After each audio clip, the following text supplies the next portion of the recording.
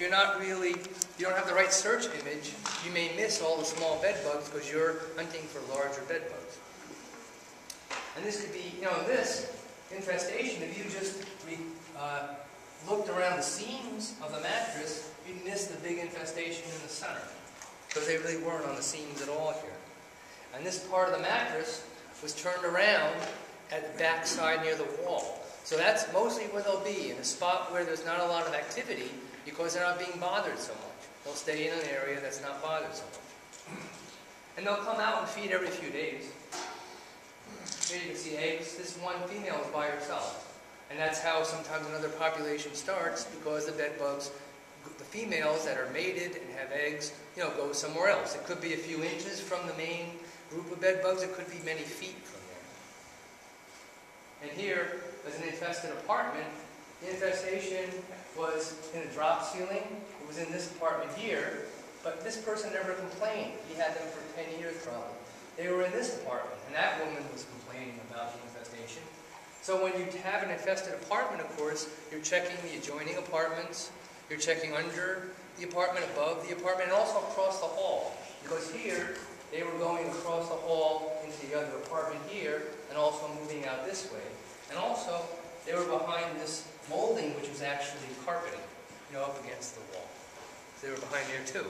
They were in the chandelier bases. They were in the smoke alarm. And here's some electric wiring. It shows that a lot of what cable TV, phone companies, they put all this plastic highway system up for bed bugs to crawl in. But they're not, either they don't realize it, but they should be closing off all the perforations going from one room or one apartment to another. Now, speaking more of apartments than I am single-family homes. But, in a single-family home, at least you don't have to worry about your neighbors unless they're right on top of you. If you're in a two-family home, then you have to. If you look here, some people, go to the extent of taping over the outlets to make sure no bugs will crawl in or out. Here, a heat riser.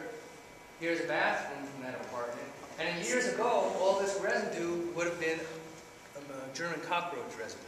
But here, all this residue was actually bed bug residue. This was a hinge on the door to the bathroom. This was totally infested also with bed bugs.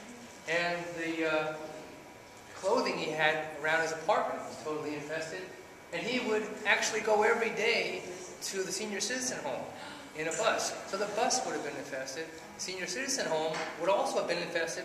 Plus his friends who were there, they would have been infested.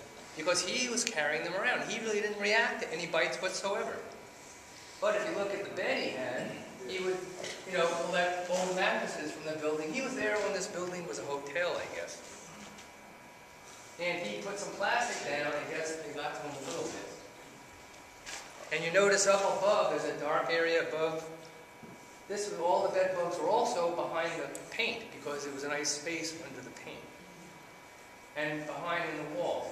And in the shirt, I walked by here, I turned around, and the bed bugs were already out picking up on me as I walked by. And here he used to, hit the mattress against the wall so it would squish a lot of the bugs that it fed on. And if you look at this infestation, you see here maybe one bed bug or two bed bugs, or here 3, 4, 5, 6, 7, 8, 9, 10, 11, 12, 13. And there's 20 here. And the more you look, you see there's lots of bed bugs here. All here, all in the eye holes, here, here, and both here. So this person sleeping on his bed was feeding thousands of bed bugs every night. Once he went to bed and sat on that bed, they'd crawl right onto him.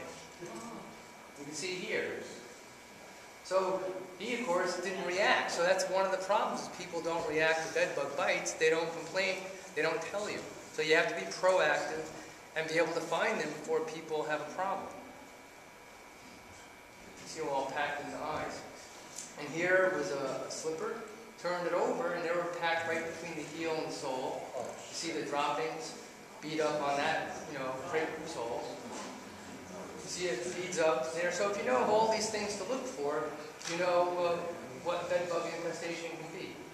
Here was just the pull tab on the. This part was infested The other side had no bed bugs in it. And here, you know, you have places where you have infestation. The hospital is a great place to take on bed bugs. A locker room, people can bring bed bugs into. This is an office situation. Sometimes bed bugs would be in the computer, in the little two-drawer file cabinet, in the chair. And then multiply that also here in the hollow areas of the walls, cubicle walls.